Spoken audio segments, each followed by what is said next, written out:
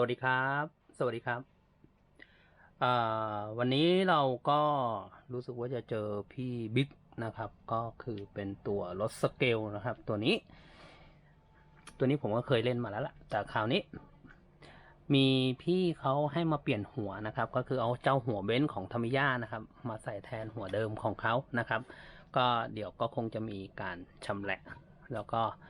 ลองจับดูผมว่าหัวทำมาสวยมากครับถือว่าสวยมากเลยนะครับหัวเบนซ์ตัวนี้นะครับทำมาสวยนะครับงานเนียนทำสีทำอะไรมาเรียบร้อยครับแล้วเดี๋ยวเรามาดูกันเนาะว่ามันจะออกมารูปทรงไหนยังไงนะครับสำหรับเจ้าตัวนี้ เดี๋ยวมาดูกันกล้องผมอาจจะเจอแสงเนาะมันก็สั่นๆหน่อยเพราะว่ามันเป็นข้างบนมันคือหลอด LED นะครับมันก็จะมีอาการแบบไฟกระพริบนิดหนึ่งโอเคเดี๋ยวมาตั้งกล้องทำกันโอเคครับสวัสดีครับ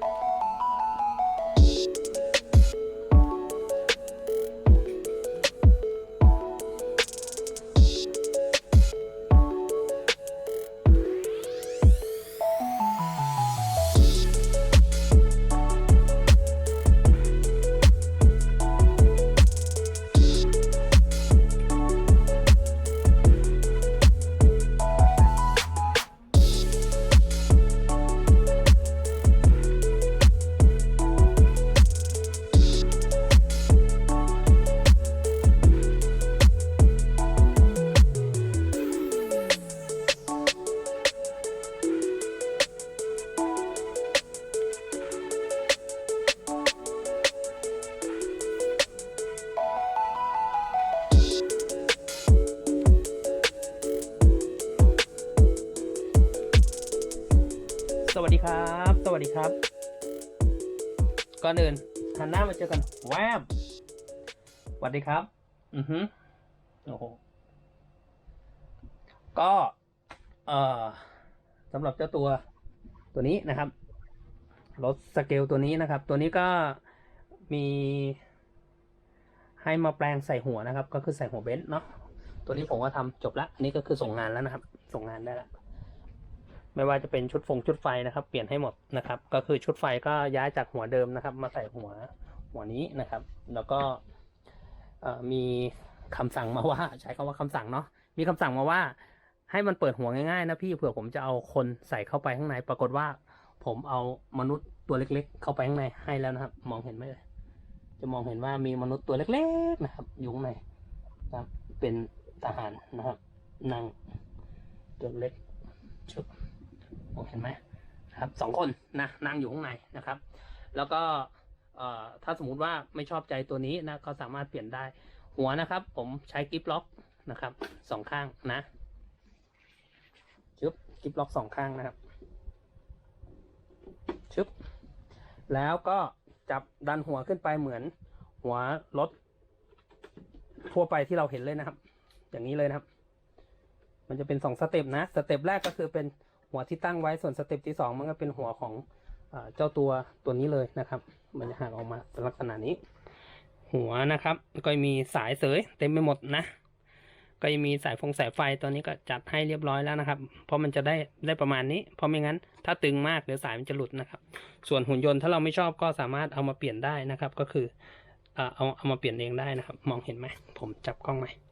นะครับก็จะประมาณนี้ก็มีหุ่นยนต์2 ตัวนะครับก็คือตัวมาคอต2 ตัวเล็กๆนะครับวางอยู่ฝั่งนี้ก็ยังมีการเหมือนกันนะครับผมก็จะเจาะเพื่อที่จะใส่ไอ้ตัว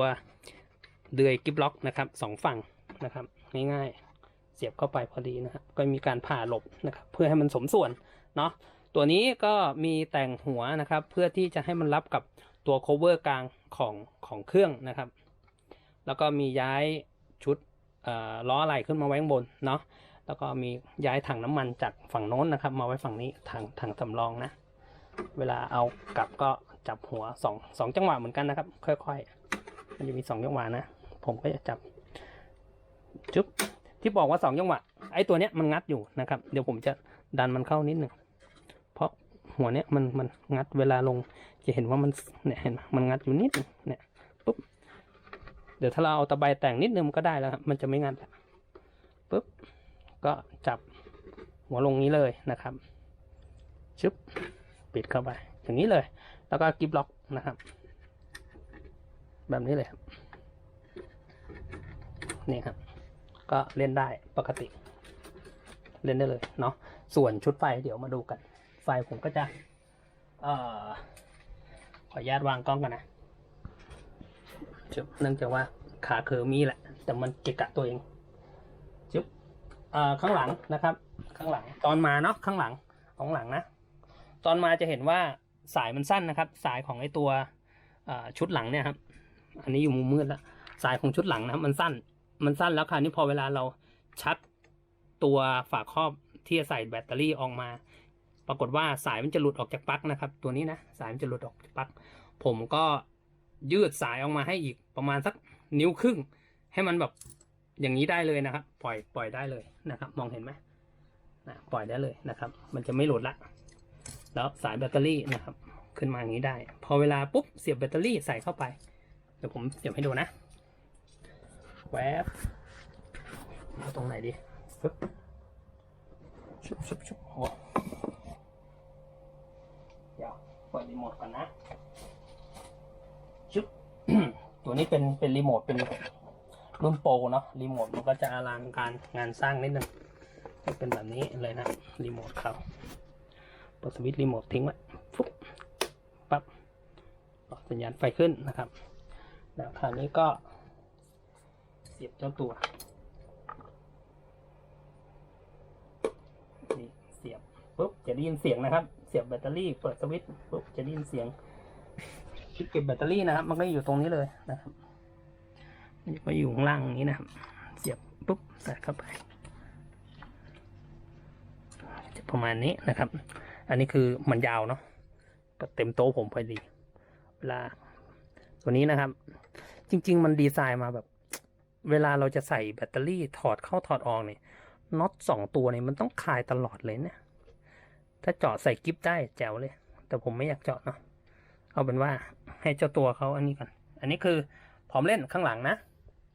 แล้วคราวนี้เราจะมาเห็นไฟนะครับชุดไฟไซเรนข้างหน้านะครับผมก็ผ่าไฟไซเรนข้างหน้านะครับเอาชุดเก่านะครับที่ติดหัวมาใส่ให้แล้วก็เป็นชุดไฟหลังคาก็มาใส่ให้ถ้าสมมุติว่าเราไม่ชอบสเต็ปนี้นะครับก็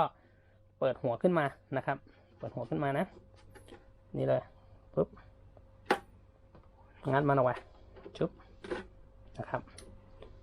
ปุ๊บเบาๆนะอย่าไปโหดกับมันมากเพราะมันเป็นพลาสติกขึงนึงเหล็ก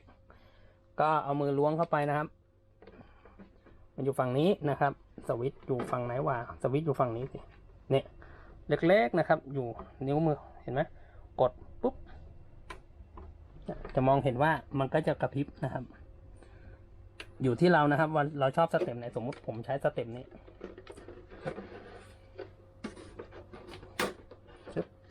เนี่ยจะมองเห็นว่ามันเห็นนะ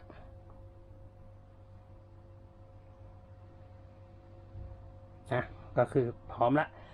เวลาจะเล่นก็ตอนนี้ผมปลดเกียร์ว่างไว้นะสำหรับรถสตาร์ท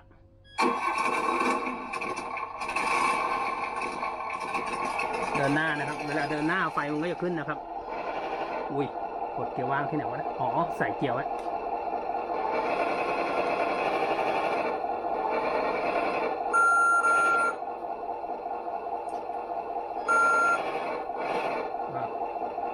เกียร์ยังไม่สับด้วยเอาแล้วเว้ย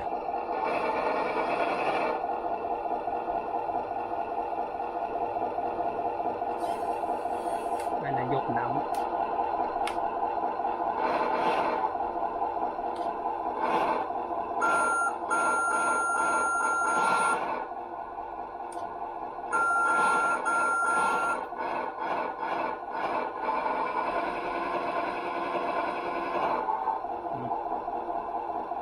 เดี๋ยวนะผมกดเกียร์ก่อน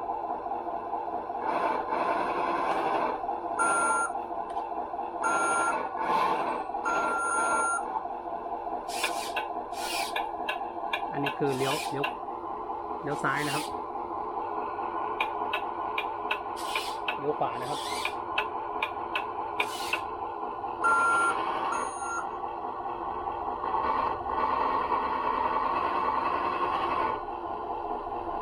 มันไม่ยอมกดเกียร์ให้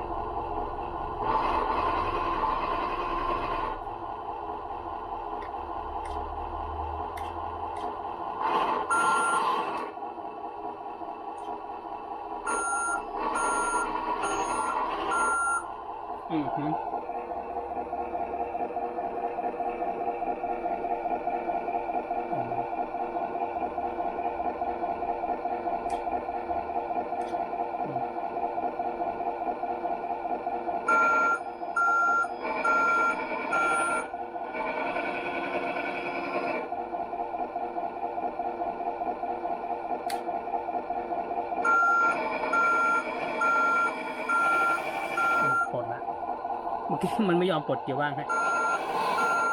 ดูเดินหน้านะไฟมันจะขึ้นนะครับ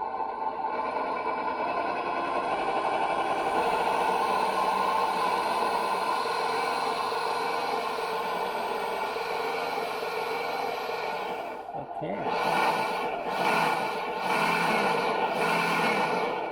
จะประมาณนี้นะครับจบแล้วโอเคครับประมาณนี้แหละแบตเตอรี่เหลือ 10% เดี๋ยวมันจะตัดก่อนโอเคครับสวัสดีครับขอบคุณครับ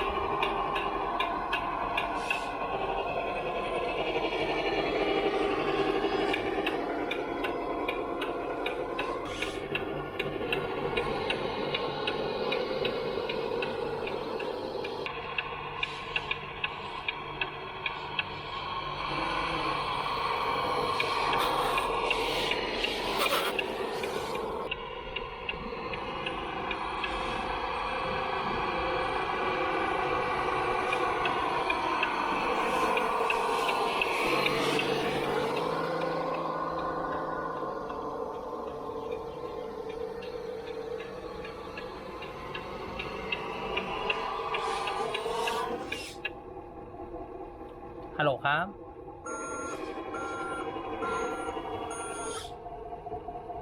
ของใส่รุ่นไหนครับ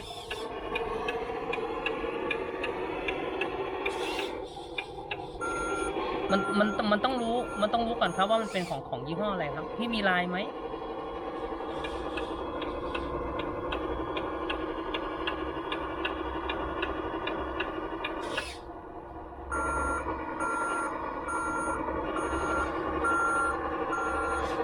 9125ครับ9125มีครับพี่ครับ450ครับใช่ครับอ๋อมีครับพี่ของ9125นะที่เป็นกระบะนะที่เป็นกระบะบิ๊กฟุตนะใช่ครับขับเคลื่อน4 ล้อครับครับอ๋อใช่พี่งั้นรบกวนพี่ส่งรูปให้ผมดูก็ได้เอาชัวร์จะได้รู้ว่ามันคือตัวเดียวกันไหมค่ะเซฟเบอร์นี้ลายขึ้นครับพี่ลายขึ้นมาเลยใช่ครับได้ครับสวัสดีครับ